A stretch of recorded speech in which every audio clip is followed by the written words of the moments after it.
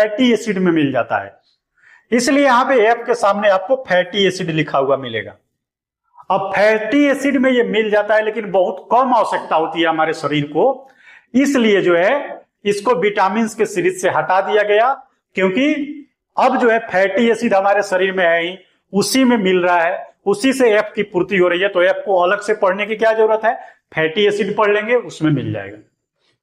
दूसरे नंबर पे आता है जी। जी को क्यों हटाया गया, क्या कहानी है? तो जब बी कॉम्प्लेक्स के बारे में डिटेल स्टडी किया गया, विस्तृत जानकारी लिया गया, तब पता चला कि B2 जो होता है, जिसको राइबोफ्लेविन बोलते हैं, ये सेम टू सेम जी वाला है। मींस जिसको हम लोग जी बोल रहे हैं वही B2 है राइबोफ्लेविन में। तो जब बी कॉम्प्लेक्स में हम इसको पढ़ ही रहे हैं, तो अलग से जी के रूप में क्यों पढ़ेंगे, इसलिए इसको हटा दिया गया। तीसरे नंबर पे आता है, यहां पे H है और H के सामने B7 और बायोटीन लिखा हुआ है।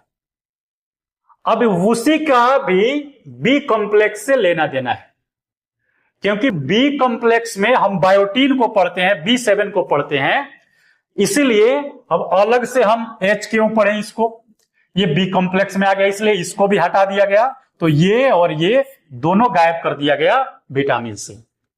आई को मैंने बताया कि कभी विटामिन के रूप